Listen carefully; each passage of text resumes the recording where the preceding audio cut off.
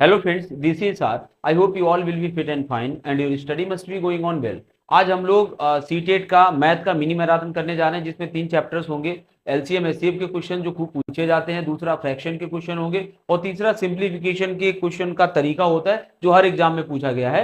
तो वो सभी क्वेश्चन होंगे जो 2022, 23 और 24 के आपके एग्जाम में पूछे गए हैं। इन सभी क्वेश्चंस को मिला के लगभग 40 क्वेश्चंस बनेंगे जाके, आप इनको देखिए। इनसे रिलेटेड कॉन्सेप्ट भी हम आपको अच्छे से डिस्कस कर देंगे जिससे आपके एग्जाम में कम से कम 5 से 6 नंबर क्लियर हो जाएंगे। ठीक है, तो चलिए देखते हैं पहला क्वेश्चन क्या कह रहा है। पहला क्वेश्चन कह रहा है कि अम्मू की माँ ने कुछ जलेबियां बनाई। ठीक है, इनकी संख्या, इनकी जलेबियों की संख्या 50 से कम है। अम्मू ने देखा कि यदि इन्हें 2, 3 या 7 या तो 2 लोगों में या 3 लोगों में या 7 लोगों में समान रूप से वितरित किया जाए तो कोई जलेबी शेष नहीं बचती है। ठीक है, अब उन्हें इन जलेबियों को कितने व्यक्तियों को, 5 व्यक्तियों को समान रूप से वितरित करना है। न्यूनतम कितनी जलेबियां शेष बचेंगी। चलिए, ये जो पार्ट है ये हम लोग लेटर कर लेंगे, मतलब इसको हम लोग बाद में कर लेंगे। मेन चीज है जो ऊपर कह रहा है उसको देखिए, मतलब 50 से कम है। एक ये पॉइंट यहां पर दे रहा है, दूसरा ये दे रहा है कि जो भी जलेबियां बनेगी 50 से तो कम होगी, लेकिन वो 2 लोगों में भी बांटी जा सकती है, 3 लोगों में भी बांटी सकती है और 7 लोगों में भी अगर हम बांट देंगे तो भी जलेबियां बचेगी नहीं। इसका मतलब ये होगा जैसे 7 से बांट रहा तो 7 जलेबियां बचे, अगर बनाई जाए तो 7 लोगों में बढ़ जाएंगे, नहीं बचेंगे। लेकिन क्या 7 जलेबियों को आप 2 लोगों में बांट सकते हो? नहीं बांट सकते हो, क्योंकि 2 दूना 4 और 2 तिया 6 होता है। 6 तो बांट दोगे, 1 भी बच जाएगी। तब कोई ऐसी संख्या हमें लेनी होगी जो 2 से भी कटे, 3 से भी कटे और 7 से भी कटे। और हमेशा दी हुई संख्याओं से कटने वाली जो संख्या होती है वो उन दी हुई संख्याओं का क्या होता है? एलसीएम होता है। यानी वो संख्या जो हम लेंगे वो क्या होगी? LCM of 2, 3 and 7। Condition LCM क्यों लेंगे? हालांकि 2, 3, 7 से कटने वाली संख्या बहुत सारी हो सकती है, लेकिन वो 50 से भी कम होना चाहिए। तो 50 से कम एक ही संख्या मिलेगी जो कि होती है 42, 42। 42 को आप 2 से भी काट सकते हो, आप 3 से भी काट सकते हो, 7 से भी काट सकते हो, कोई विशेष नहीं बचेगा, पूरा पूरा विभाजित हो जाएगा। एक बात हो गई है, यानी 42 जलेबियां होगी ऊपर वाली कंडीशन के हिसाब से। अब वो कह रहा है कि उन जलेबियों को 5 लोगों में बांटना है, तब कितनी बचेगी? तो आप यही कहिए ना कि 42 को अगर आप 5 लोगों में बांटोगे तो कितनी शेष बचाएंगे? 8, 5 8 40 तो बच जाएंगी और शेष कितनी बच जाएंगी? 2 शेष बच जाएंगे। यही हमारा आंसर हो जाएगा 2। ठीक है, तो ये एलसीएम का एक टाइप होता है जो पूछा जाता है। चलिए आगे देखते हैं। अच्छा, इसमें एक चीज और हम आपको बता दें, जैसे यहाँ तो चलो आगे इन्होंने जोड़ दिया कि यदि 5 लोगों में बांटा जाए, लेकिन इसी क्वेश्चन को मोस्टली कैसे पूछा जाता रहा है? इसको ऐसे पूछा जाता रहा है कि अगर 2, 3 या 7 व्यक्तियों में बांटे तो ना बचे, मतलब बराबर बराबर बढ़ जाए, तो हम जलेबियों की कितनी संख्या लें कि समान शेष बचे, समान शेष बचे, और वो शेष कितना बचे? 1 बचे। तब हम क्या करेंगे? 42 ना लेकर के, क्योंकि 42 लेंगे तो 2 से भी कट जाएगा, 3 से भी कट जाएगा और 7 से भी कट जाएगा, इसमें मात्र 1 जोड़ देंगे यानी 43 ले लेंगे। तब चाहे 2 लोगों में बांटिए, चाहे 3 लोगों में बांटिए, चाहे 7 लोगों में बांटिए, हमेशा कितना शेष आएगा? 1 शेष आएगा। ऐसे क्वेश्चन भी पूछे जाते हैं। ठीक है, नेक्स्ट क्वेश्चन देखिए क्या कह रहा है। अगला क्वेश्चन कह रहा है जीवन एक आयत में जिसे 100 समान वर्गों में विभाजित किया गया है। 100 समान वर्ग का मतलब एक सेकंड में समझ लीजिए, ऐसा कोई आयत होगा और उसमें छोटे छोटे छोटे छोटे कितने वर्ग बनाए गए होंगे? 100 वर्ग बनाए होंगे। क्लियर होगी ये बात? 100 समान वर्गों में विभाजित किया गया है। 1 से 100 तक संख्याएं लिखता है और उसमें वो नंबरिंग भी कर देता है 1 से 100 तक। ठीक है, मीनू इसमें 8 के सभी गुणजों को पीले रंग से छायांकित कर देती है। पहले तो आपको हम बता दें कि गुणज क्या होता है। गुणज का मतलब होता है, गुणज का मतलब होता है मल्टीपल। क्या होता है? मल्टीपल होता है। मल्टीपल का मतलब जैसे हम कहें 4 के गुणज, तो 4 का पाड़ा ही इसके सभी गुणज हो जाएंगे। जैसे 4, 4 दूनी 8, 4 के 12, इस तरह से 4 जिन जिन संख्याओं को काट सकता है वो सभी 4 के क्या कहलाएंगे? गुणज कहलाएंगे। देखिए, जो कॉन्सेप्ट जहां पर आएगा, अगर यहाँ गुणज की बात आई है इस वाले क्वेश्चन में, तो हम आपको मल्टीपल यानी गुणज क्लियर कर देंगे। नेक्स्ट क्वेश्चन में अगर कुछ दूसरा कॉन्सेप्ट आएगा तो वहां पर उस तरह के कॉन्सेप्ट को क्लियर कर देंगे। एक साथ सभी चीजें नहीं बताकर चल रहे हैं, जैसा एग्जांपल होगा उसी के अकॉर्डिंग हम आपको कॉन्सेप्ट वहीं पर बता देंगे। इससे बहुत सहूलियत हो जाएगी उस कॉन्सेप्ट को याद रखने में और समझने में। ठीक है, तो ये चीज क्लियर होगी कि गुणज क्या होता है। किसी भी संख्या, जो कोई संख्या है वो जितनी संख्याओं को काट सकती है वही उस संख्या के वही सभी उसके क्या कहलाते हैं? गुणज कहलाते हैं। आगे देखिए, तो 8 के गुणज क्या होंगे? तो अगर हम बात करें यहाँ पर जो कह रहा था कि 8, तो 8 ने कौन कौन से खाने कलर किए गए होंगे पीले रंग से? एक 8 वाले को किया गया होगा, 16 को किया गया होगा, इस तरह से 8 ये 24 को किया गया होगा, और ऐसे करके लास्ट होगा 96 वाले खाने को पीले रंग से रंगा गया होगा। इतनी बात आपको समझ में आ गई होगी। आगे क्या कह रहा है? आगे कह रहा है 9 के सभी गुणजों को हरे रंग से छायांकित करना है। 9 के सभी गुणज, अब 9 के गुणज हो जाएंगे तो 9 के गुणज देख लीजिए, 9 9 दूनी 18, 9 तिया 27 और इस तरह से 99, ये गुणज होंगे 9 के, जिसको किस रंग से रंगा गया होगा, हरे रंग से छायांकित किया गया होगा। इस आयताकार व्यू में सबसे बड़ी संख्या कौन सी है, और ये जो कुछ बन रहा है, ये जो पूरा व्यू 100 वर्गों का बना है, इसमें जो ये संख्याएं भी कलर की गई हैं, इस व्यू में सबसे बड़ी संख्या कौन सी होगी, जो दोनों रंग से भरी हुई हो या जिसमें दोनों रंग रंगे गए हो, यानी जिसमें पीला रंग 8 वाला पीला रंग भी हो और 9 वाला हरा रंग भी हो। तो और सबसे बड़ी, सबसे ध्यान रखना, सबसे बड़ी बतानी है। तो देखिए आप जानते होंगे कि अगर हम सबसे बड़ी की बात करेंगे तब आप यहां पर देखोगे कि 72 एक यहां पर होगी संख्या और 72 यहां पर भी होगी, यानी इन्हीं दो संख्याओं का जो लासा रहेगा लगभग, तो वो क्या रहेगा 72, और 72 ही वो संख्या होगी जो दोनों कलर से करी गई होगी, कलर क्योंकि वो 9 से भी विभाजित है, 8 से भी विभाजित है और 9 से भी विभाजित है। हालांकि यहां पर अगर कोई दूसरी संख्या भी 100 से नीचे बन रही होती तो वो ही उत्तर होता, लेकिन फिलहाल यहाँ 72 ही बन रही है तो 72 ही उत्तर है। फिलहाल हमें यहाँ पर सबसे बड़ी संख्या पता करनी थी, वो 72 ही है। ठीक है, चलिए आगे देखते हैं नेक्स्ट क्वेश्चन क्या कह रहा है। अगला क्वेश्चन है 60, 72 और 84 के तीन संख्याएं दी है, 60, 72 और 84 के सबसे छोटे सार गुणज। अब ये चीज कुछ आई है तो इसको हम लोग देख लेते हैं, क्या है सबसे छोटे सार गुणज और सबसे बड़े सार गुणनखंड का योगफल क्या होगा। देखिए सबसे छोटे सार गुणज, इसको आप अगर कहोगे तो हम कह सकते हैं इसे ही बोलते हैं लीस्ट कॉमन और मल्टीपल, लीस्ट कॉमन मल्टीपल, जिसको आप कहते हो LCM। ठीक है, least common multiple. Least common multiple क्या होता है, कोई भी संख्याएं अगर दी हुई है, कोई भी संख्याएं दी हुई हैं तो उनमें जैसे फॉर एग्जांपल 4, तो 4 की गुणज क्या होंगे, मल्टीपल देखना है तो 4 की गुणज क्या होंगे, 4 होगा, 8 हो गए, 12 हो गए, 16 होगा और 20 होगा, 24, इस तरह से चलते चले जाएंगे। और अगर वहीं पर हम 5 के देख ले तो 5 के क्या होंगे, 5, 15, 20, 25, इस तरह से 5 के क्या चलते चले जाएंगे, गुणज चलते चले जाएंगे। हमें क्या करना है, लीस्ट माने सबसे छोटा, जिसे आप स्मॉलेस्ट बोल रहे हैं, कॉमन मतलब जो दोनों में हो, यानी 4 में भी हो और 5 में भी हो, और मल्टीपल मतलब गुणज, और गुणज तो हमने लिख ही रखे हैं।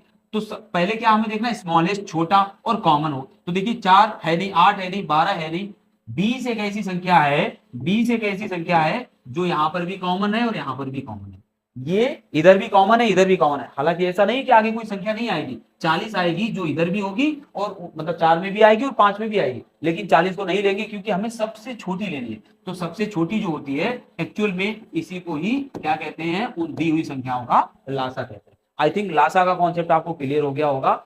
जो कॉन्सेप्ट जहां पर है उसको वहीं पर समझिए, सबसे बेटर होगा। लासा का कॉन्सेप्ट क्या है कि जो दी हुई संख्याओं का सबसे छोटा कॉमन मल्टीपल हो, गुणज हो, वही लासा होता है। इतनी चीज आपको समझ में आ गई। और अब दूसरी बात समझ लीजिए, ये तो हो गई एक बात, इसको हटा दीजिए। अब सेकेंड जो चीज यहां पर कह रहा था और इतना समझ लीजिए, लासा वासा क्लियर हो गया। दूसरा क्या, सबसे बड़े सार गुणनखंड। और आप गुणनखंड और देख लीजिए, किसी भी संख्या के अगर हम गुणनखंडों की बात करेंगे, अगर हम गुणनखंडों की बात करेंगे तो गुणनखंड क्या होते हैं।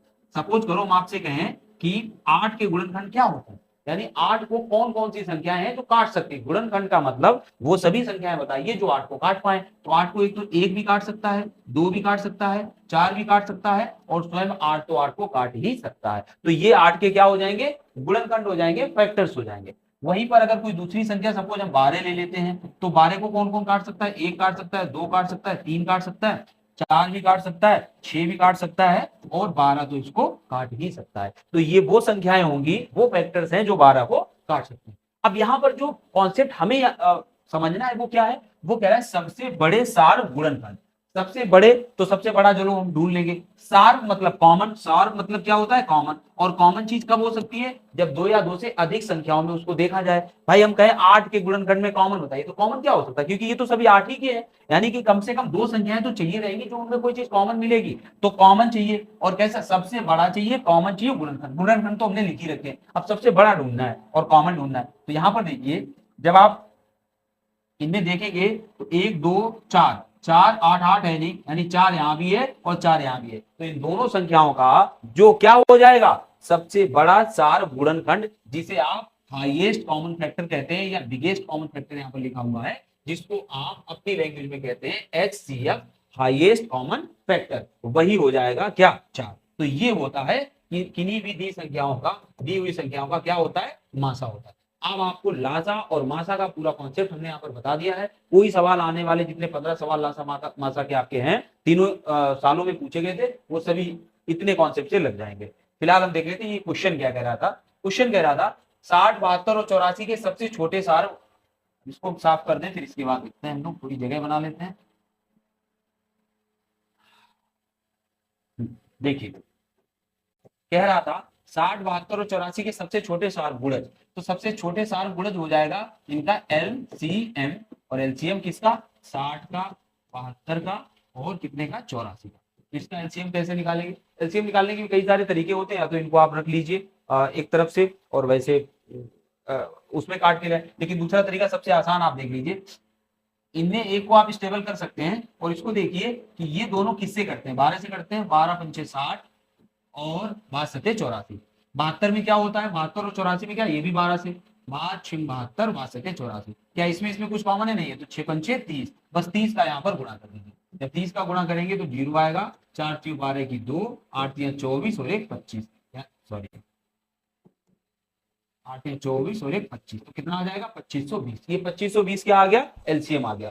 और क्या करना है, योगफल किसके साथ करना है, इनके एचसीएफ से। तो इनका एचसीएफ क्या होगा, तो अगर आप इनका एचसीएफ निकालोगे तो 12 से ये भी करती है, 12 से ये भी करती है, 12 से ये भी करती है। 12 से बड़ी कोई ऐसी संख्या नहीं है जिससे ये तीनों संख्याएं कट जाएं, तो हाईएस्ट कॉमन फैक्टर 12 है, यानी 12 हो जाएगा। अब इनका योग पूछ रहा था तो 12 आप इसमें जोड़ दीजिए, 2500 आपका 32 आंसर आ जाएगा, और ये हमारा आंसर होगा 2532। ठीक है, तो अच्छा क्वेश्चन था ये, आपने कॉन्सेप्ट भी समझा, क्वेश्चन भी लग गया। नेक्स्ट देखिए, संख्याओं 45, 85 और 105 का लघुत्तम सार गुणज। लघुत्तम मतलब सबसे लीस्ट चाहिए, सार मतलब कॉमन चाहिए, और गुणज मतलब मल्टीपल चाहिए। तो यही चीज क्या होगी, एलसीएम, जिसे आप हिंदी में कहते हैं लासा। ठीक है, लासा। चलिए, लासा पा जो भी है, लघुत्तम समापवर्त। आगे देखिए, तो इसका हमें लासा निकालना है, तो लासा निकालने का अभी तरीका हमने बताया था। इसमें देखिए कुछ कॉमन है, तो इसको और इसको दोनों को काटने वाली संख्या कौन सी है, 15 कट जाएगी, 15 तिया 45 और 15 7 105। अब इसको देखिए किससे कटेगा, ये कटेगा 5 से ही कटेगा, 17 अपना 85 और 5 से ये तो कट ही जाएगा। अब ये इसको देखिए 17 तिया 51, यानी इसमें हम 51 का गुणा कर देंगे, 51 का गुणा कर देंगे, इसमें से कुछ कॉमन है नहीं तो पूरा गुणा कर दीजिए। 51 का जब आप गुणा करोगे तो ये कुछ हो जाएगा 5100, और में जोड़ दीजिए 5 एकम 5 पचम 25, ये हमारा हो जाएगा 5 5 3 और 5 5355। ठीक है, तो ये लग गया। आगे देखिए, नेक्स्ट क्वेश्चन क्या कह रहा है, 3 ब्रांड है एबीसी, काफी बारी क्वेश्चन पूछा गया है। 3 ब्रांड एबीसी के पेन क्रमशः 5 6 12 के पैकेटों में उपलब्ध है। मतलब क्रमशः एक के जो पेन उपलब्ध है वो 5 की संख्या में है, और बी है उसके पैकेट में कितने पेन है, 6 पेन है, और सी के पैकेट में कितने पेन है, 12 पेन है। क्लियर हो गई ये बात। यदि एक दुकानदार को तीनों प्रकार के पेन समान संख्या मिले, अब कोई दुकानदार ये चाहता है कि हम ये जो पैकेट है इनको समान रूप में लेना चाहते हैं, मतलब इतने पैकेट हम 5-5 के ले लें कि इनकी संख्या और इनकी संख्या सबकी समान हो जाए। तो उसे क्या करना चाहिए, दुकानदार को तीनों प्रकार खरीदते, तो उसके द्वारा खरीदे जाने वाले पैकेटों की न्यूनतम संख्याएं क्या होगी। तो न्यूनतम संख्या हमेशा जो होगी वो इनका लासा दैट इज एलसीएम होगा, और एलसीएम इनका क्या हो जाएगा, एलसीएम हो जाएगा 5 6 और 12 का 60 हो जाएगा। यानी कि 60 में अगर हम देखें तो 5-5 के कितने आ जाएंगे पैकेट, अगर हम 60 एक लेके चलते हैं तो 5-5 के कितने हो जाएंगे, उसमें एक पैकेट जिसमें 5 पेन होंगे कितने हो जाएंगे, 12 पैकेट ये बन जाएंगे। जिस पैकेट में 6 पेन होंगे उसकी कितनी संख्या हो जाएगी, 10 पैकेट ये बन जाएंगे, और 5 पैकेट ये बन जाएंगे। अब आपको समझ में आ जाएगा, क्या समझ में आ जाएगा, 12 पैकेट वो लेगा ये वाले ए वाले, 10 पैकेट लेगा वो बी वाले, और 5 पैकेट लेगा वो सी वाले।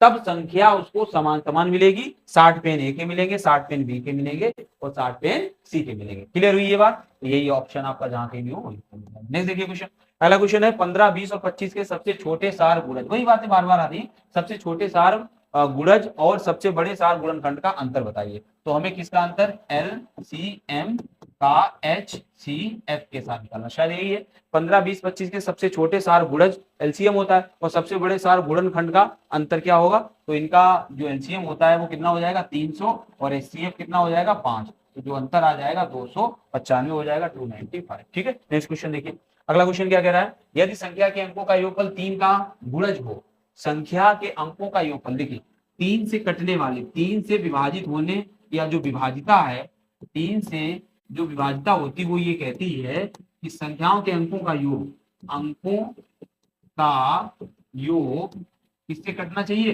3 से कटना चाहिए। कोई भी संख्या अगर 3 से कटती है तो उसके अंकों का योग भी 3 से कटना चाहिए, इसलिए यहाँ पर भी आंसर क्या हो जाएगा 3 ही हो जाएगा।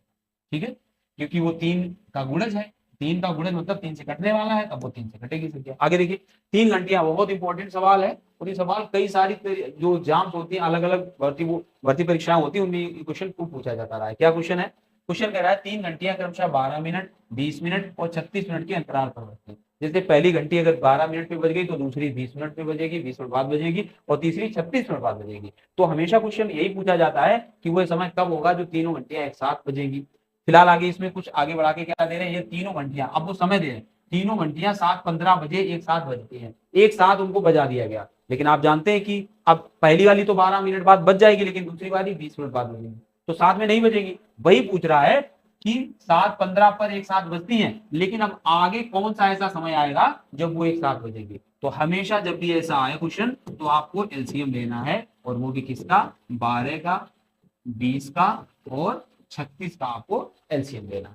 फिर से एलसीएम लेने का तरीका, 36 यहाँ पर स्टेबल कर दीजिए, 12 हटा दीजिए क्योंकि 12 तो ऑलरेडी 36 में है। 20 में देखिए 4 पंचे 20, 4 यहाँ पर है, और जो इनका एलसीएम हो जाएगा बस इसमें गुणा कर दीजिए 5 का, 5 का 30 और 3 5 15 और 3 18, तो ये हो जाएगा 180, 180 क्या मिनट, यानी वो जब पुनः बजेगी कितने मिनट बाद बजेगी, 180 मिनट बाद, यानी 3 घंटे बाद बजेगी। तो 7:15 पे अगर एक साथ बजी है तो इसमें 3 घंटे जोड़ दीजिए तो 10:15 बजे वो बन गया, पुनः एक साथ बजेगी 10:15 AM। ठीक है, चलिए आगे देखते हैं क्वेश्चन। अगला क्वेश्चन कह रहा है स्केल, पेंसिल तथा रबड़ क्रमशः, ये वही है जैसा अभी हमने लगाया था क्वेश्चन। क्या क्वेश्चन था, ये वाला पैकेट वाला था, कहाँ चला गया, ये पैकेट वाला कुछ आया तो था, एक पैकेट वाला सवाल, ये वाला, ये जो पैकेट वाला है यही सेम सवाल ये है जो अभी आया है, ये वही सवाल है, ये वाला, ये वही है। स्केल, पेंसिल, रबड़ क्रमशः 6, 10 और 12 के पैकेटों में उपलब्ध हैं। यदि कोई दुकानदार तीनों वस्तुएं समान संख्या में खरीदना चाहता है तो उसे स्केल, पेंसिल तथा रबड़ के क्रमशः कम से कम कितने पैकेट खरीदने पड़ेंगे। तो क्लियर हो गया, इनका लासा लीजिए और फिर उसमें 6 का भाग लगाइए, वो इस पैकेट की संख्या आ जाएगी, 10 का भाग लगाइए इस पैकेट की आ जाएगी, 12 का भाग लगाइए इसकी आ जाएगी, ये लग जाएगा। नेक्स्ट क्वेश्चन देखिए, अगला है ये क्वेश्चन, अच्छा देखिए काफी चीजें आ जाएंगी इसमें। 15 से 30 तक के 5 के गुणजों का योगफल, तो 15 से 30 में 5 के गुणज होते कितने हैं, एक तो 15 होगा, एक 5 का गुणज 20 हो जाएगा, एक 25 हो जाएगा और एक 30 स्वयं हो जाएगा। तो ये तो हो गए 5 के गुणजों का योगफल, हम योग कर देंगे इनका। आगे क्या कह रहा है, प्लस करना है, प्लस क्या करना है, देखिए प्लस करना है 24 और 40 का HCF। HCF क्या होता है, वह संख्या जो 24 को भी काटे और 40 को भी काटे। आप कहोगे 2 तो काटती है, 24 को भी काटती है, 40 को भी काटती है, क्या 2 HCF होगा, नहीं होगा। सबसे बड़ी संख्या जो 24 को भी काटे और 40 को भी काटे, हाईएस्ट कॉमन फैक्टर हमें चाहिए, HCF चाहिए। तो वो कौन सी होगी, 8 या 24 और 8 5 40। ठीक है, में माइनस क्या करना है, माइनस क्या करना है, सबसे छोटी अभाज्य संख्या। कितनी बार परीक्षाओं में यही क्वेश्चन पूछा जा चुका है कि सबसे छोटी अभाज्य संख्या क्या होती है, 2 होती है, जो कि सम होती है और इकलौती सम संख्या होती है जो अभाज्य होती है। क्लियर है, अब बस इसको आपको कैलकुलेट करना है। जब आप इसको कैलकुलेट करोगे तो कुछ इस तरह से आंसर आ जाएगा। देखिए 25 और ये हो जाएगा 25, 30, 55, 55, 60, 70, 90, 98 से 2 96, तो 96 इसका आंसर आ जाएगा। ठीक है, अगला क्वेश्चन देखिए।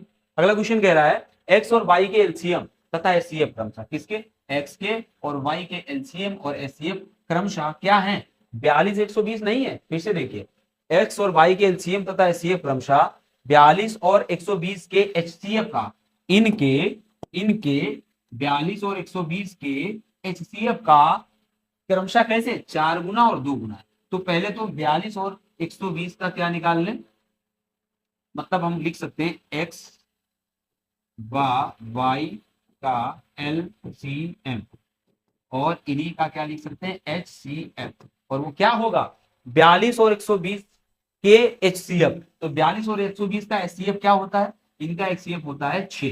क्लियर है, क्योंकि 6 से 42 भी कटेगा और 6 से 120 भी कटेगा, और इससे बड़ी कोई संख्या है नहीं जिससे ये दोनों कैसे हो जाए, कट जाए। ठीक है, तो 6 हो जाएगा। कैसे निकाला जाता है ये पहले हम बता चुके हैं। अब यहाँ पर आप देखिए आपको क्या पता करना है, तो इनका जो एलसीएम है वो इसके एचसीएफ का, तो इसका एचसीएफ हमने निकाल लिया 6 का 4 गुना है, तो ये 6 का 4 गुना दैट मीन्स 24 हो जाएगा। और इनका जो एचसीएफ है वो इन्हीं के एचसीएफ का यानी 6 का कितना है 2 गुना, तो 2 गुना है मतलब 6 गुने 2 यानी 12। क्लियर हो गया, तो x और y का एलसीएम और एचसीएफ हमें प्राप्त हो गया। अब क्या कह रहा है, यदि x का मान 36 हो, देखिए एक चीज आपको शायद पता होगी, दो संख्याओं ये कॉन्सेप्ट है, दो संख्याओं का गुणनफल बराबर होता है उन्हीं संख्याओं का लासा में गुणे उन्हीं संख्याओं का मासा, यानी एलसीएम एंड एचसीएफ का अगर आप मल्टीप्लाई करेंगे तो उन दोनों संख्याओं का गुणनफल आपको प्राप्त हो जाएगा। फिलहाल यहाँ पर एक संख्या x का मान 36 दे रहे हैं, तो 36 में गुणे दूसरी संख्या नहीं पता है तो y लिख दो, बराबर इनका एलसीएम क्या था 24 और एचसीएफ क्या था 12। जब आप इसको काटोगे तो y का मान कितना आ जाएगा, y का मान 12 दूनी 24, 12 3 36, चौक 12, 4 दूनी 8, y का मान आ जाएगा 8, यानी दूसरी संख्या क्या होगी 8। तो x बराबर होगा 36 और y बराबर होगा 8।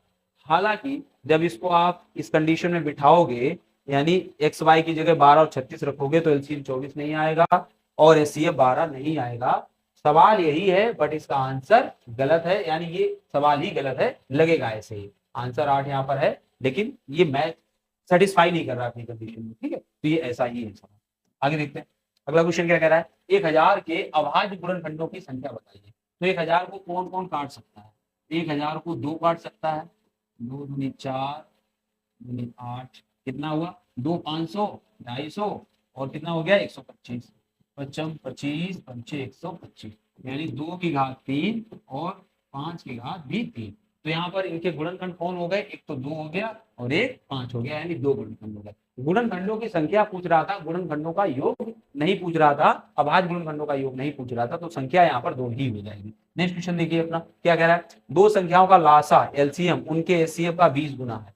तो दो संख्याओं का लासा, तो लासा उनके मासा का 20 गुना है, तो ये अगर 20x है तो मासा कितना हो जाएगा x, इतनी बात क्लियर है, 20 गुना है, तथा एलसीएम प्लस एचसीएफ इतना है। तो हम कह सकते हैं कि एलसीएम अगर 20x है और एचसीएफ x है तो इनका योग बता रहे हैं कितना 2520। तो x का मान यहाँ से आ जाएगा 21 का भाग लगाएंगे, 21 से कम 21, 21 गुना 42, 120 आ गया। फिर हमसे क्या पूछ रहा है, एलसीएम और एचसीएफ का अंतर क्या होगा, एलसीएम और एचसीएफ का अंतर क्या होगा, तो करना क्या है इसका, आप इसमें गुणा कर दीजिए, इसका मान रख दीजिए, तो कितना आ जाएगा 2400 और माइनस 120 तो आ जाएगा 2280, तो 2280 आंसर। ठीक है, नेक्स्ट क्वेश्चन देखिए अगला क्वेश्चन क्या कह रहा है, अगला कह रहा है किसी टेस्ट में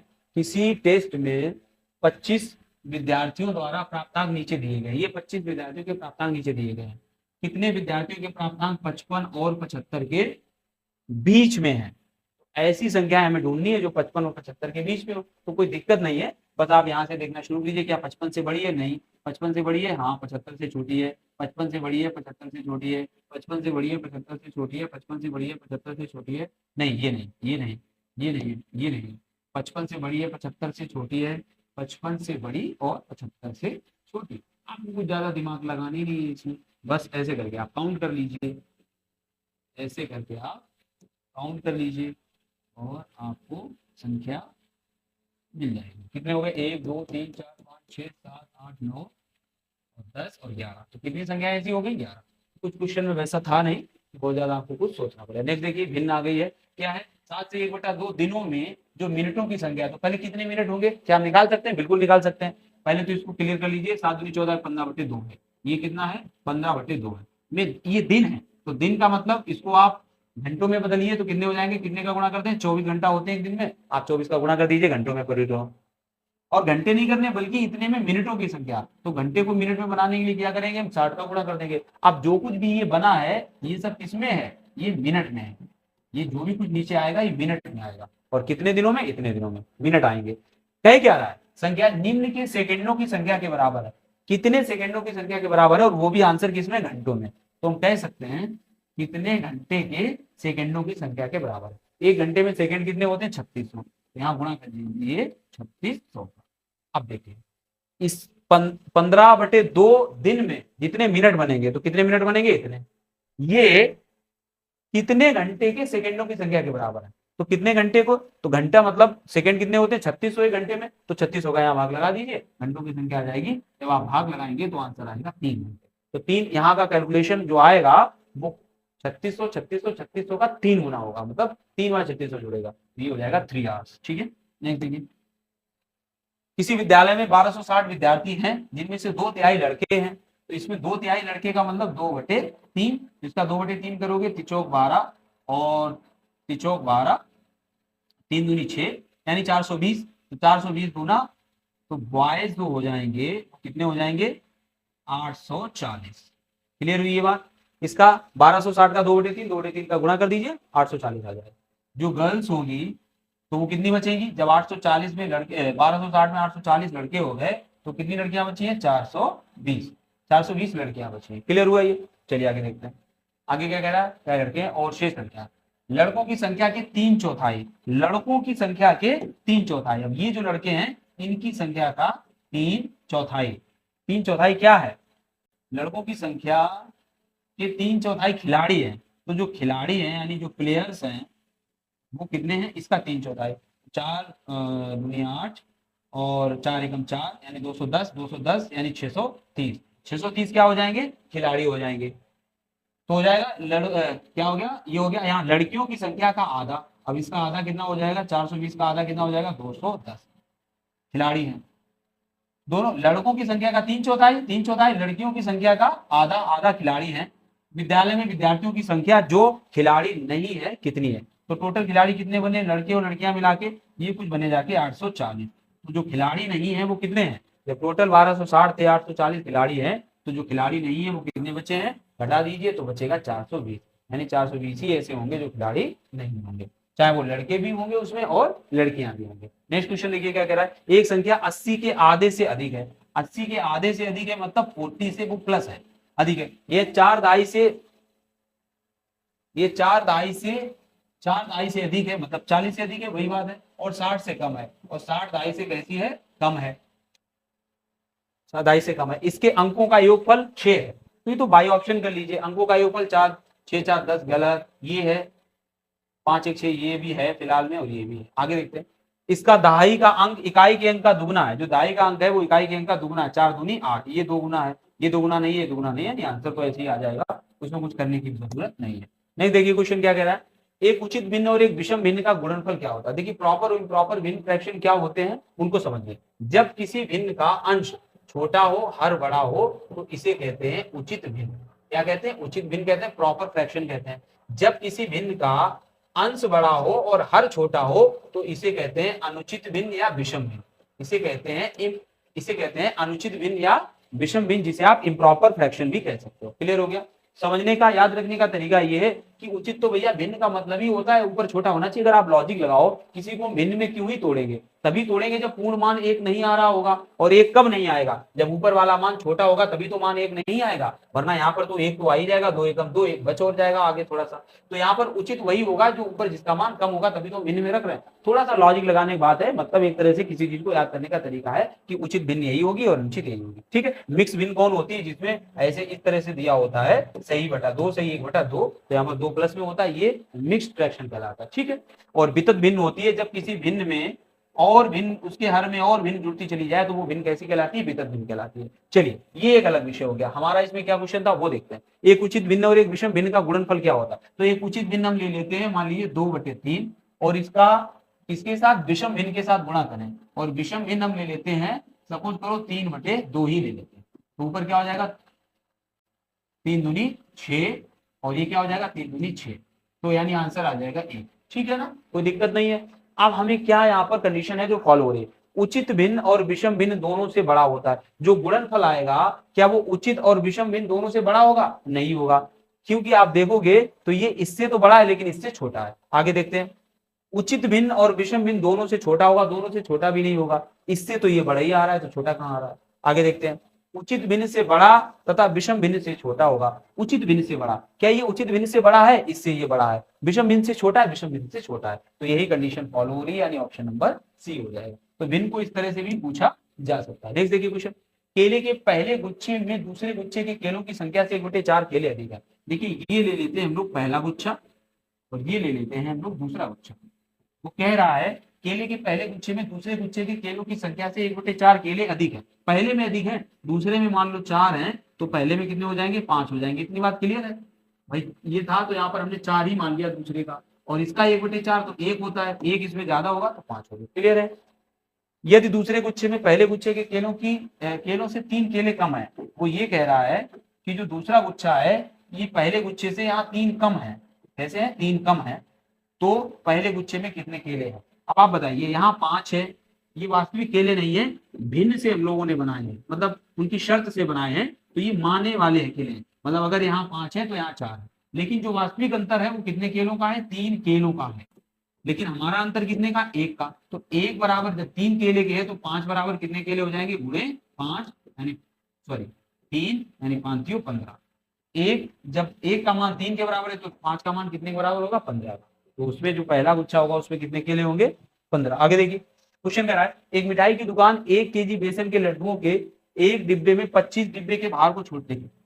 यहाँ देखिए, दोबारा देखिए, एक मिठाई की दुकान पर 1 केजी बेसन के लड्डुओं के एक डिब्बे में कितने लड्डू आ रहे हैं? देखिए 25 लड्डू आ रहे हैं। डिब्बे का भार नहीं है, वहां पर डिब्बे का भार इंक्लूडेड नहीं है। रेखा लड्डुओं के 4 डिब्बे खरीदना चाहती। उन्होंने पहले कंडीशन दे दी कि 1 केजी लड्डू जो है, 1 केजी लड्डू जो है वो कितने हैं? 25 है, उनकी संख्या 25 आती है। और 1 केजी का मान तो आपको पता ही होगा कितने ग्राम होता है? 1000 ग्राम होता है। ठीक है, इतना उन्होंने पहले दे दिया। आगे क्या कह रहा है? रेखा लड्डू के 4 डिब्बे खरीदना चाहती है। चलिए ठीक है, परंतु उसे एक डिब्बे में केवल 20 लड्डू चाहिए। वो ये कह रही है, मैं एक डिब्बे में 25 लड्डू नहीं लेंगे, हमें एक डिब्बे में 20 ही लड्डू चाहिए। दुकानदार ने उसे इस प्रकार डिब्बे बनाकर दिए। इन 4 डिब्बों का भार क्या होगा? अब आप बताइए, यहाँ पर देखो, 1/25 जब संख्या थी लड्डुओं की तो वो कितना बन रहा था? 1000 ग्राम बन रहा था। जब एक लड्डू अगर होगा, एक लड्डू जब होगा तो उसका भार कितना होगा? एक लड्डू का भार कितना निकलेगा? 1000/25। ये चीज क्लियर हुई ना? क्योंकि अगर 25 लड्डू 1 किलो बराबर है तो एक लड्डू 1000/25 ग्राम होगा। अब यहाँ पर कितने लड्डू चाहिए? 4 डिब्बे, और पर डिब्बा 20 लड्डू, यानी 80 लड्डू। 20 को 80, तो यहाँ 80 का गुणा कर दीजिए, तो वास्तविक जो भार आएगा लड्डुओं का वो आ जाएगा 3 किलो 200 ग्राम। ठीक है, लग जाएगा। कैलकुलेशन है छोटा सा, सिंप्लीफिकेशन का क्वेश्चन था। नेक्स्ट देखिए क्या कह रहा है। शिवानी को परीक्षा में प्रथम आने पर उसकी माँ ने उसे 300 रुपए दिए। 300 रुपए शिवानी को दिए। उसने उस धनराशि में से 1/4, तो 300 का 1/4 कितना होता है? 75 होता है। 75 रुपीज 1/4 अपने भाई को दे दिए, और ये किसको उसने दे दिए? भाई को दे दिए। ठीक है, भाई को दे दिए। बची हुई राशि का 1/3। अब बचा कितना है यहाँ पर? 300 में अगर 75 घटाओगे तो कितना बचेगा? 225। एक का 1/3 और 225 का 1/3 कितना होता है? अगेन 75 ही होता है। अपनी छोटी बहन को दे दिए, और ये किसको दे दिए? उसने बहन को दे दिए। ठीक है, दे दिए। बची हुई धनराशि अपने लिए रख ली। शिवानी के पास कितना धन बचा है? तो 150 रुपया ये टोटल उसने दे दिया है। 300 मिले थे तो उसके पास कितने रुपए बचे हैं? 150 रुपए बचे। क्लियर हुआ? ये नेक्स्ट क्वेश्चन देखिए। अगला क्वेश्चन कह रहा है, किसी विद्यालय में 320 विद्यार्थी हैं। 320 विद्यार्थी हैं जिनमें से 1/4 लड़कियां हैं। अगर हम गर्ल्स की बात करें तो 1/4 मतलब 80 लड़कियां हैं। ठीक है, और शेष लड़के हैं। तो बॉयज की बात करेंगे तो कितने हो जाएंगे? 8 या 24, 240 लड़के हो जाएंगे। लड़कों की संख्या के 2/3 खिलाड़ी हैं, और वो कह रहे हैं जो लड़कों की संख्या है इसका 2/3 जो है वो क्या है? खिलाड़ी है। और 2/3 कितना हो जाएगा? ये हो जाएगा 8 8 या 24, 8 दूनी 16, 160 हो जाएंगे क्या? खिलाड़ी। तो खिलाड़ी हो जाएंगे 160 खिलाड़ी है। आगे क्या है? जो खिलाड़ी नहीं है उन लड़कों की संख्या बताओ। उन लड़कों की संख्या बताओ, ये 80 हो जाएगी। भाई जो खिलाड़ी नहीं है वो कितने बचे?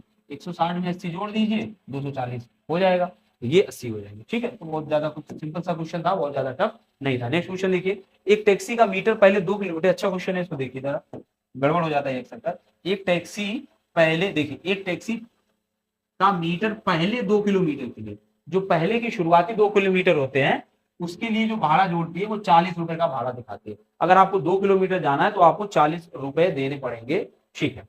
लेकिन अगर उसके बाद आप चलते हो तो प्रति किलोमीटर यात्रा के लिए जो भाड़ा देना होता है वो 15 रुपए ही हो जाता है। अगर आप 2 किलोमीटर के आगे लेके जाते हो उस टैक्सी को तो थोड़ा सा किराया कम हो जाता है, अब आपको 15 रुपए पर किलोमीटर देना पड़ेगा। मोहन अपने घर से ऑफिस की यात्रा के लिए 190 रुपए चुकाता है, तो उसे उसके ऑफिस की दूरी कितनी है, लग जाएगा ना, कोई दिक्कत नहीं है। 190 में पहले तो ये 2 किलोमीटर वाला 40 घटा दें, अगर हम 40 घटाएंगे तो कितना आ जाएगा 150, 150 आ जाएगा। ये कौन वाला आएगा जिसमें 15 रुपए पर किलोमीटर किराया पड़ता है, यही तो आ जाएगा ना। और ये 40 हमने कौन सा घटाया है, जो 2 किलोमीटर शुरू में चला होगा। अब 150 में अगर 15 रुपए के हिसाब से जोड़ेंगे तो कितने किलोमीटर बना जाके 10 किलोमीटर ही बना, यानी जो 150 रुपए उसने दिए हैं उसमें वो 10 किलोमीटर चला होगा, जो 40 ऊपर दे चुका था उसके हिसाब से वो 2 किलोमीटर चला होगा। टोटल मिला के 190 रुपए हो गए, किलोमीटर दोनों मिला के कितने हो गए 12 किलोमीटर हो गए, यानी आंसर हो जाएगा बी, ठीक है। नेक्स्ट क्वेश्चन देखिए, अगला क्वेश्चन क्या कह रहा है, कह रहा है केक के एक आयताकार टुकड़े को 4 समान भागों में काटा गया। एक कोई आयताकार केक के आयताकार टुकड़े को 4 समान भागों में काटा गया, मतलब 1/4 कर दिया गया। इनमें से एक भाग को 2 बराबर भागों में बांटा गया और इसमें से इसको 2 बराबर भागों में बांटा गया का मतलब हो जाएगा इसके आप बटे 2 करोगे तो कितना हो जाएगा 1/8। 2 बराबर भागों में काटा जाता है। इस प्रकार प्राप्त एक भाग को पुनः 4 बराबर भागों में काटा जाता है। अब जो भी बचा है उसको भी फिर से 4 भागों में काट दो तो फिर से क्या हो जाएगा 8 चौको 32। तो ये जो टुकड़ा बनेगा 1/32वां भाग बनेगा, 1/32 ऑफ द केक बनेगा, ठीक है। आगे देखिए नेक्स्ट क्वेश्चन क्या कह रहा है, 3 महीने अन्ना, लाया और सना एक पिकनिक पर गई। उनकी माँ ने उन्हें 100 रुपए के 3 नोट दिए। तो 100 रुपए के 3 नोट का मतलब क्या होता है 300, और 50 रुपए का एक नोट दिया, 50 रुपए का एक नोट मतलब 50 रुपए। उन्होंने 20 तो कितने हो गए 350, इतना सिंपल सा क्वेश्चन। उन्होंने 20 रुपए प्रति बोतल की दर से 4 बोतल जूस पिया, तो ये 80 रुपए का उन्होंने जूस पी लिया, ठीक है। देख लो कितना बचेगा, ये 280 बचेगा शायद, क्या 270 50 270 बचेगा है ना, 30 270 बचेगा। आगे क्या, फिर उन्होंने शेष धनराशि को आपस में बांट लिया तो कितने रुपए मिलेंगे 90 रुपए सबको मिल जाएंगे। तना का भाग कितना 90, 9 या 27, 90 रुपए। ये छोटा सा क्वेश्चन था, बच्चों वाला क्वेश्चन था, कक्षा 3 4 5 का। किसी थैले में एक सफेद गेंद है, 3 लाल गेंदें हैं, इस थैले में कितनी सफेद गेंदें और डाली जाएं ताकि सफेद गेंदों की संख्या उस थैले की कुल गेंदों की संख्या का 1/2 हो जाए। तो यहाँ पर देख लीजिए, इसको आप बाई ऑप्शन भी लगा सकते हैं, ज्यादा दिमाग नहीं लगाना तो बाई ऑप्शन लगा दीजिए। कुल संख्या का आधा होने के लिए अगर आप यहाँ पर एक गेंद एक सफेद डालोगे तो सफेद की 2 हो जाएंगी और 3 पहले की थी तो कितनी हो जाएंगी 5, नहीं होगा आधा। अगर 2 डालोगे तो कितनी हो जाएंगी 3, सफेद कितनी हो जाएंगी 3 और टोटल कितनी है ये लाल वाली 6 हो जाएंगी और ये इसका आधा हो जाएगा, यानी 2 गेंदें ही पड़ेंगी, ठीक है ना। 2 और 1 3 हो जाएंगी और टोटल कितनी हो जाएंगी 3 ये और 3 ये 6 और 6 का ये आधा है, कंडीशन फॉलो होगी। नेक्स्ट देखिए क्वेश्चन, अगला क्वेश्चन कह रहा है रमा के पास केवल 50 रुपए और 100 रुपए के नोट है। अच्छा क्वेश्चन है ये, खूब पूछा जाता है परीक्षाओं में। ये 50 रुपए और 100 रुपए के नोट है, यदि इनके पास नोटों की कुल संख्या 25 नोट है, उसमें से कुछ तो 100 रुपए के हैं, कुछ 50 रुपए के हैं और टोटल नोट कितने हैं 25 नोट है। कह रहा है यदि धनराशि 1600 है और जो उनका मूल्य है वो कितना है 1600 रुपए है, तो उसके पास 50 और 100 रुपए के नोटों की संख्या कितनी है। देखिए चाहो तो आप बाई ऑप्शन इसको लगा लो, अगर नहीं लगाना है तो दूसरा तरीका आप देख लीजिए। आप सबको एक ही राशि मान लीजिए, मान लीजिए कि सभी नोट कितने कितने के हैं 100 रुपए के हैं।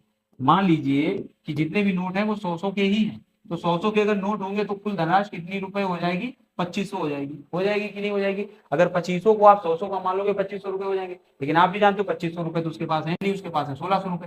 कितने का अंतर आ रहा है जरा देखिए, तो 5 4 900 का अंतर आ रहा है, जबकि हमने रुपए में कितने का अंतर था, यहाँ 50 के यहाँ 100 के, तो हमने सबको 100 का मान लिया, तो यहाँ कितने का अंतर है रुपयों में अंतर 50 का। इस 50 रुपए जो हमने ज्यादा रख लिए उसकी वजह से टोटल में अंतर 900 का पड़ा। तो जरा देख लेते हैं ऐसा कितनों ने किया होगा।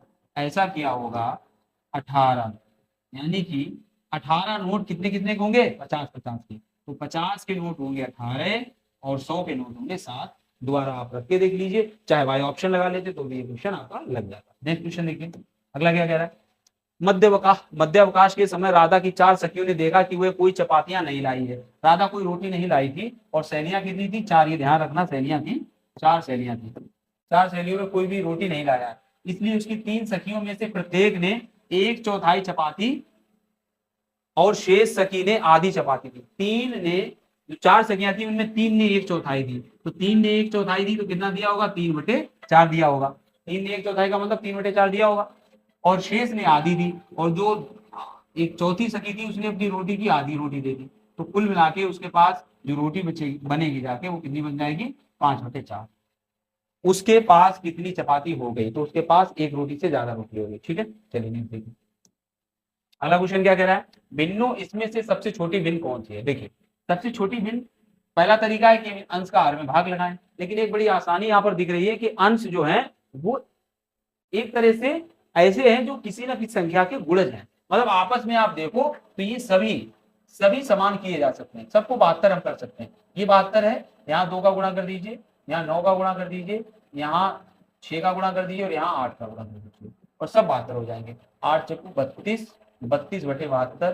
दूसरा हो जाएगा 66/72। तीसरा हो जाएगा 9/72। चौथा हो जाएगा 10/72, और अगला था 5/72। अब जब हर समान है तो पूछ क्या रहा है, सबसे छोटी भिन्न। जब हर समान होते हैं तो भिन्न छोटी कौन सी होती है, जिसका अंश सबसे छोटा होता है वही भिन्न सबसे छोटी होती है। तो सबसे छोटा अंश किसका है, 5/72, यानी यही हमारा आंसर हो जाएगा। 5/72 ही सबसे छोटी भिन्न होगी। सबसे बड़ी कौन होगी, जिसका अंश सबसे बड़ा है वही भिन्न सबसे बड़ी होगी। चलिए नेक्स्ट देखते हैं क्वेश्चन। अगला क्वेश्चन कह रहा है, एक बाल्टी की 2/7 भाग में पानी भरा है। बाल्टी कितनी भरी है, 2/7। मतलब इस 2/7 जब भिन्न के रूप में लिखते हैं तो उसका मतलब ये होता है कि कुल उसमें आता पानी 7, जबकि उसमें भरा कितना है, 2। 2/7 का मतलब यही होता है, जैसे अगर कोई सेब है, हम कहते हैं कि 1/4 ये सड़ा है, तो इसका मतलब यही होगा टोटल टुकड़े जो इसमें है कितने, 1 2 3 4, उसमें सड़ा कितना है, 1। भिन्न का मतलब यही होता है, जो बेस होता है, जो आधार होता है वो पूरे की ओर संकेत करता है, यानी कुल की ओर, और जो ऊपर होता है जिसकी बात की जा रही होती है वो अंश में होता है। अब क्वेश्चन क्या कह रहा है, एक बाल्टी के 2/7 भाग में पानी भरा है। 2/7 भाग में पानी भरा मतलब 2 भरा है और 7 कुल बाल्टी की धारिता है। बाल्टी को ऊपर तक भरने के लिए 15 लीटर पानी की और आवश्यकता पड़ती है। कह रहे 15 लीटर पानी और चाहिए। कितना चाहिए, 15 लीटर पानी और चाहिए, और ऊपर तक बाल्टी भर जाएगी। बाल्टी की धारिता क्या है, पहले आप ये देखिए। 2 भरी थी, कितनी भरी थी, 2 भरी थी, और 7 कुल थी। तो यहाँ पर कितनी खाली थी, वो 5 खाली थी, और उस 5 खाली की वजह से कितने लीटर पानी डालना पड़ा, 15 लीटर। तो अगर एक के लिए कितना हो जाएगा, 5 3 15 3, तो कुल धारिता कितनी हो जाएगी, तो 7 बराबर क्या हो जाएगा, 7 में गुणा 3, यानी 7 3 21 लीटर। तो उस बाल्टी की धारिता जो आएगी वो 21 लीटर आएगी। आगे देखिए, 28 विद्यार्थियों की कक्षा में 15 लड़कियां हैं। ठीक है, यदि 21 विद्यार्थी प्रतिदिन अपने दांत साफ करते हैं तथा लड़कियों का 3/5 भाग प्रतिदिन अपने दांत साफ करती है, तो बताइए कि लड़कों का कितना भाग प्रतिदिन यह काम करता है। चलिए एक सेकंड देख लीजिए। 28 विद्यार्थियों की एक कक्षा में लड़कियां, तो अगर हम गर्ल्स की बात करें, तो कितनी है, 15 लड़कियां हैं। ठीक है, 15 लड़कियां, और लड़के कितने हो जाएंगे, बॉयज कितने हो जाएंगे, 13 हो जाएंगे। 28 विद्यार्थियों की कक्षा में 15 लड़कियां, यदि 21 विद्यार्थी प्रतिदिन अपने दांत साफ करते हैं, 21 करते हैं, तथा लड़कियों का 3/5 भाग प्रतिदिन अपने दांत साफ करता है। अब इसका 3/5 कितना होगा, इसका 3/5 होगा 9, है ना। इसका होगा 3/5, यानी 9 लड़कियां करती हैं, और जबकि कुल कितने करते हैं, 21 विद्यार्थी। तो लड़के कितना करते होंगे, जब 21 ये करते हैं तो लड़के करते होंगे 12। ठीक है, 12 लड़के करते होंगे। तो बताइए कि लड़कों का कितना भाग प्रतिदिन ये काम करता है, 12 करता है, और टोटल कितने थे, 13। तो अगर 12/13 इसको हम भाग बोल सकते हैं, मतलब 13 में से 12 बच्चे दांत रोज साफ करते हैं, कौन, लड़के। यही हो जाएगा 12/13। ठीक है, चलिए क्वेश्चन देखिए। अगला क्वेश्चन क्या कह रहा है, 200 लीटर धारिता वाली एक टंकी का 3/4 भाग जो है वो पानी से भरा है। तो 200 में अगर 3/4 भाग पानी से भरा है तो कितना भर जाएगा, 150। कितना भरा होगा, जो भरा होगा 150 भरा होगा, 3/4 150 भरा होगा। अब क्या कह रहा है, इसको पूर्ण रूप से भरने के लिए 500 ml धारिता वाली एक बाल्टी में पानी भरकर इसमें कितनी बार डालना पड़ेगा। अच्छा, ये तो चलो भरा है, तो हमें खाली भी तो पता चल जाएगा। खाली कितना है, खाली है, जब 200 में 150 भरा है तो खाली कितना है, 50। अब इसको किससे भरा जा रहा है, एक बाल्टी से भरा जा रहा है जिसमें 500 ml 5000 ml आता है। 5000 ml का मतलब 5 लीटर आता है, 5 लीटर आता है पानी। तो कितनी बाल्टियां डालनी पड़ेंगी, 10 बाल्टियां उसमें डालनी पड़ेंगी। ठीक है, नेक्स्ट क्वेश्चन देखिए। अगला क्वेश्चन क्या कह रहा है, एक बाग में आम के वृक्षों की संख्या सभी वृक्षों की संख्या का 1/5 है। जो आम है वो सभी वृक्षों की संख्या का 1/5 है। तो ये अगर 1 है, 1/5 का मतलब ये 1 है, तो सभी कितने हो जाएंगे, 5 हो जाएंगे। चलिए, आधे वृक्ष अशोक के हैं। अच्छा, आधे की बात करें तो जरा इसको आप ऐसे कर सकते हैं, 1/5 को आप 2/10 कर लीजिए, आराम रहेगी। तो कैसे आराम रहेगी ये भी बताएंगे। इसको देख लीजिए, आम के वृक्ष, दोबारा से इसको पढ़ लीजिए। एक बाग में आम के वृक्षों की संख्या सभी वृक्षों की संख्या का 2/10 है। सभी वृक्ष अगर 10 हैं, सभी वृक्ष कितने हैं, 10 हैं, तो उसमें आम के कितने हैं, 2। तो 2 हो गए आम के। आधे वृक्ष अशोक के हैं, जो अशोक के वृक्ष हैं आधे हैं, तो 10 हमने पूरे माने थे, तो आधे कितने हो जाएंगे, 5।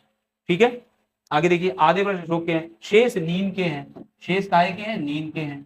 और नीम के बचेंगे कितने, 5 2 7, यानी कि 3 बचेंगे, 3 नीम के बचेंगे। यदि नीम के वृक्षों की संख्या 12 है, और जबकि वास्तविक संख्या की अगर हम बात करें तो 3 का मान 3 ना होकर के कितना है, 12। क्योंकि ये तो भिन्न में माना हुआ था और वास्तविक मान तो ये है नहीं। वास्तविक मान कह रहा है अगर नीम 12 हैं तो बाग में आम कितने हैं। तो ये 3 चकू 12 4 गुना है, तो ये भी 4 गुना हो जाएगा, यानी वहां पर कितने आम हो जाएंगे, 8 आम के पेड़ हो जाएंगे। नेक्स्ट क्वेश्चन देखिए, नेक्स्ट और लास्ट क्वेश्चन है आज का ये।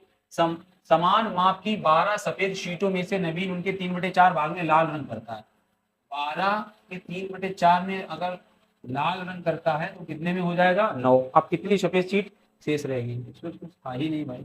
ठीक है, तो इस तरह से हमने देखा कि क्वेश्चंस सिंप्लीफिकेशन के थे, फ्रैक्शन से रिलेटेड जो क्वेश्चन पूछे गए थे, और साथ के साथ आपके सबसे महत्वपूर्ण एलसीएम और एचसीएफ के क्वेश्चन जो आपकी लेटेस्ट एग्जाम से पूछे गए थे वो हमने आपको कराया। इससे पहले हम आपको नंबर सिस्टम का 50 क्वेश्चन का मैराथन करा चुके हैं, आपको ज्योमेट्री का मैराथन करा चुके हैं, आपको मेंसुरेशन यानी 2D 3D जिसमें आपका आयतन भी आ जाता है, क्षेत्रफल भी आ जाता है, उसका भी आपको पूरा मैराथन करा चुके हैं। तो लगभग जितना हमारा 15 नंबर का पार्ट होता है वो पूरा कंप्लीट आपका हो गया है इतनी क्लासेस में। कुछ भी ऐसा वहां पर बचा नहीं है, कुछ डेटा संबंधी कुछ क्वेश्चन और बचे हैं, एक एक क्वेश्चन जो, हाँ पैटर्न वाले क्वेश्चन भी हम आपको करा चुके हैं। तो लगभग पूरा हो गया है, और बाकी देखते हैं इसके आगे, अगर इसमें जरूर समझेंगे तो इसके बनाएंगे, नहीं तो फिर आगे क्लास आपको मैथ पेडागोजी और इंग्लिश की तो आपको मिल रही है, तो उसमें पेडागोजी ही बची है, बाकी चीजें तो फुटकर लगभग हो चुकी है। ठीक है, तो पैसेज वगैरह भी हो चुके हैं। तो देखते रहिए चैनल पे, आपको और भी जो भी मैराथन के रूप में दे पाएंगे, थोड़ी बड़ी क्लास है जहां पर काफी कॉन्सेप्ट क्लियर हो जाए, ऐसा तो देने की पूरी कोशिश करेंगे। तो चैनल से जुड़े रहिए, सब्सक्राइब कर लीजिए। Thank you for watching.